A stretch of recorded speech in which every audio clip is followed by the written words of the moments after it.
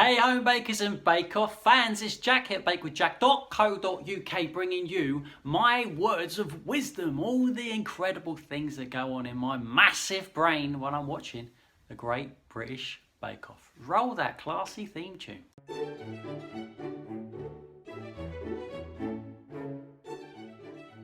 So, hello! Season 9, Episode 3 was bread week, and bread's my thing, man. Bread is my bag, baby. This is what I do. It's all about the bread, and if you know me well, and if you watched last year's Bake Off video diaries, you'll know I'm not normally a fan of bread week because they try and squeeze it into a short amount of time, and it doesn't work. We all know you need time in order to make good bread, but this year they must have watched my video from last year. There's no other explanation. They must have watched my video from last year because they switched it up a little bit this year. So round number 1, being the signature round, was Chelsea buns, and I love a good Chelsea bun. There was something I had my eyes peeled for this week, some little neat trick that I thought a few people might do, and they did. We'll get onto that later, but there's a recipe on my website of something similar if you fancy having a go. It's a malted cinnamon bun recipe and they're so delicious. Let's go through with my highlights of the round. There's only 10 people. I say only 10, there's still 10 people. It's quite a lot. There's 10 people left in this round, and some of them I thought was really interesting. Ruby's use of carrot, like some sort of spiced, cooked down to a mulch, I believe she said, mixture, folded into the dough, was a really lovely idea, as was Raoul's. He did like a mango chutney sort of thing with some savoury spices, and I thought that was a really lovely idea because all those fragrances would probably work really well with the sweet dough and the sweet sticky icing. Kim Joy is a highlight. She did the tang zong thing, and if you're not familiar with tang zong thing, it's basically a water roux. It's a water roux incorporated into your dough, so it's a part of the flour out of the recipe, a part of the water out of the recipe, heat it up in a pan and beat it up until it's cooked effectively into a paste, a thick paste. All that flour, all those flour particles get like real hydrated and puffed up, and you add that water roux into your then dough, and it brings an element of softness and bounce. I found it really interesting that she adopted that for her Chelsea buns, but with her background, she likes all that sort of like Japanesey little cat buns that you see all over Instagram all the time. She loves all that stuff, you know, put two and two together, and of course she would use that method. Why would she not? And you know what, Paul Hollywood was quite impressed with that because he's never done that before. He said he's never done that before, which is really, really cool thing to do.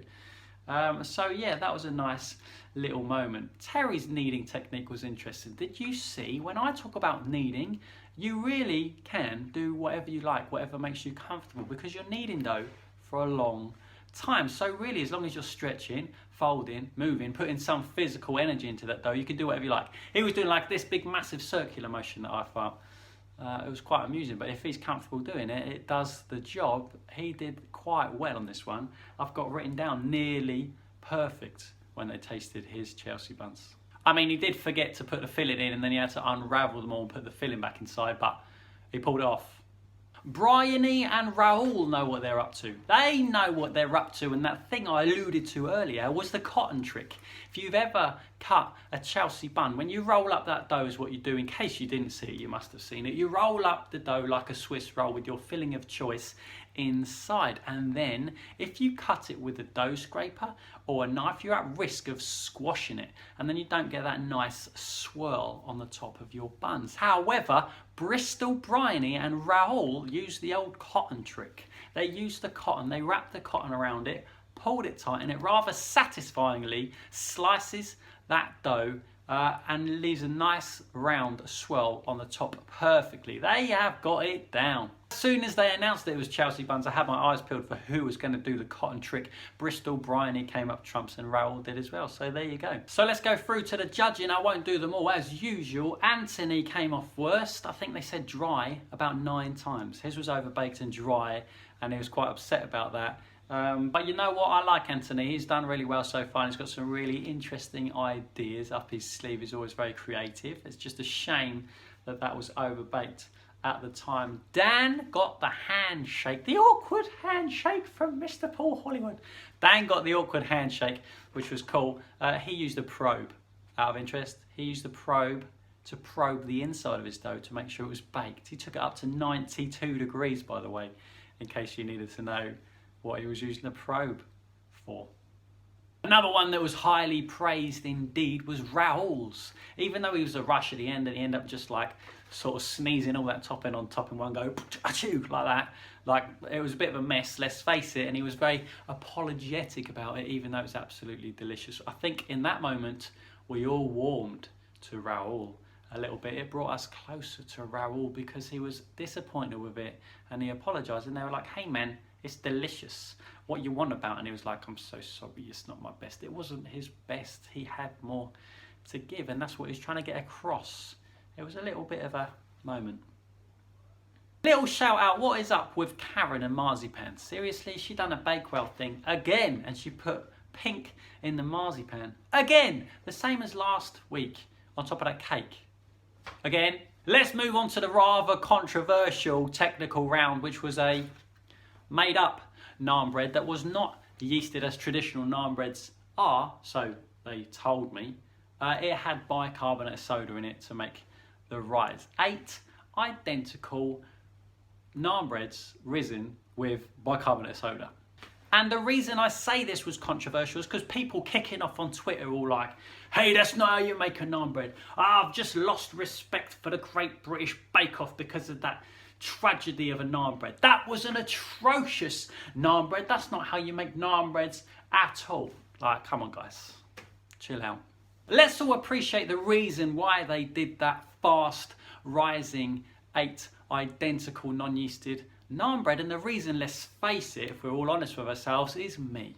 Is the last 2 years of my Great British Video Diaries explaining the fact that they didn't have enough time. So what they rather cleverly did, upon my advice, is make that round, the technical round, smaller. They did something quick rising that was made up to use the baker's knowledge of what they were doing, to freestyle without any previous experience of that, using the knowledge of the bicarbonate soda and the knowledge of how to make the bread so it wasn't dry like a crisp, so it was evenly brown. They wanted to see the knowledge from the inside, and they also slimmed it down to have more time for the other 2 rounds that I mention every year. Thank you very much, Bake Off.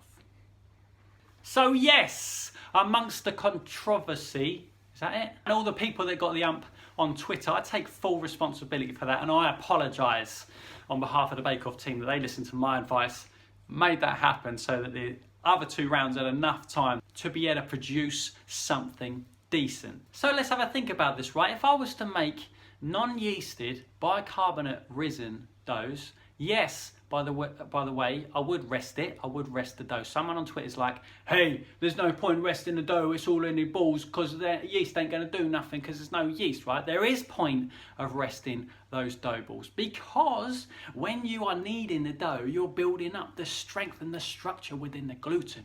You're giving it strength and bounce and elasticity. And so when you roll them into balls for your equally sized naan breads, it is necessary to rest them up, because if you try and roll them out without resting them up, they're just going to be bouncy balls. It's going to be impossible. They're just going to want to return to that ball shape. You need to rest them up, let the gluten and the structure relax, and then you can roll them out into whichever shape, teardrop naan bread shape that you like, with ease. Yes, it is necessary. So I think the key thing here is to rest it, to ensure a nice equal shape and size without too much struggle rolling them out. And also when you bake them in the grill, or if you will, salamander, you need to preheat that tray. And I think that's what he's talking about at the beginning, although I didn't quite make the connection. It needs to go on something hot. It hits the hot surface, and then it's sort of toasting underneath and puffing up on the top, and then it cooks quicker without drying out too much and turning into a crisp.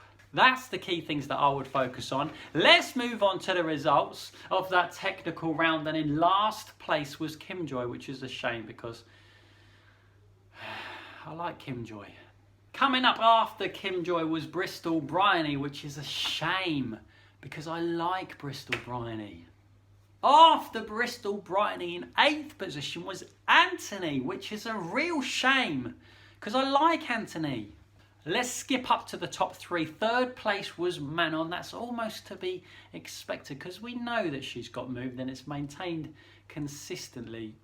Almost. 2nd place is Hawaiian John, who last week impressed us. He shone like a pina colada in the sunshine last week, didn't he, eh?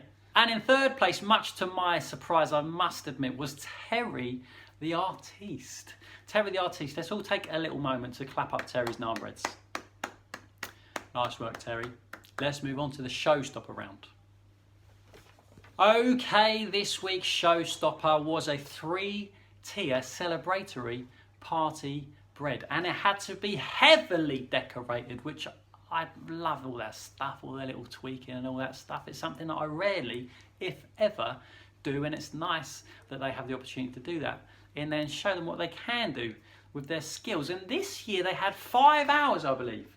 5 hours is correct. They had 5 hours to pull this off, which is plenty of time if you're clever about it, staggering doughs if necessary. You got 5 hours to pull off something pretty epic, which is doable.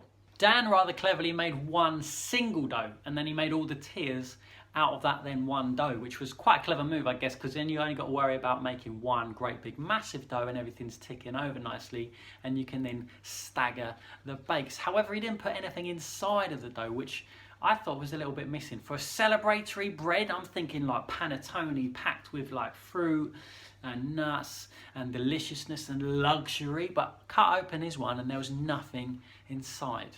John, on the other hand, overstuffed his with fruit. The top level was pretty much like a heavy fruit cake and it squashed everything underneath, which was unfortunate. And Ruby was robbed. I feel like Ruby was robbed of a handshake. She should have got a handshake at that point, but maybe the awkwardness was just a little bit too much for him and he just couldn't pull it off. Bryony did something wicked. She made the decorations of like little castles or like towers, and she lined them inside like a tin. I guess it was like a cheesecake tin with vertical sides, and then she placed her bread inside to then prove up and press those to the edge, and then she baked it, and the little castle towers were like embedded in the side of the bread. I thought that was wicked. Kim Joy did a little cat wedding with all these little cats around it, which was really lovely and it looked really, really nice. Anthony had a little bit of a trouble with his decorations staying on to his bread, but to be fair, some of them falling off probably did him a bit of a favour. So let's move on to the big massive spoilers. If you're being wary of spoilers, it's been a week. Have a word with yourself. But if you are being aware, turn it off now. I'm going to tell you who the star baker is and who went home. This week, the star baker for the 2nd week in a row, the guy who bakes cakes to make friends. Oh, it's Raoul. Raoul, that's really good. 2 weeks in a row. That's really consistent, and you know he's really humble about it, which in some sense is a little bit heartbreaking, but in some sense is really, really warming. That he knows what he can do and he wants to do the best that he can do. He just gets a little upset when he doesn't quite show them what he can do, even though his bake is epic. Big massive high five for Raoul for 2 weeks in a row star baker. And the person who went, unfortunately, was Anthony. Anthony had a little bit of something different to everybody else. He had a little subtle element of creativity. He tweaked things a little bit just to make them a little bit more exciting and a little bit more interesting. So it's a real shame that Anthony has gone home. Next week, I don't know what it is next week, even though it was on yesterday. I tried to avoid it so I didn't have too much to do, but hey, I'm looking forward to next week's video diary, and thank you very much for hanging out with me here every week. If you want to know stuff about bread, I'm the guy. I've got bread tips on here, I've got recipes on my blog, on my website, articles and bits and bobs that you might just find interesting. And if you are in the south of England, you can come and hang out with me for the day and make some bread together on one of my courses. That'd be wicked. Links are all underneath, and I look forward to the Bake Off next week, and I'll see you then again for another episode of the Great British Bake Off Video Diaries. Bye bye.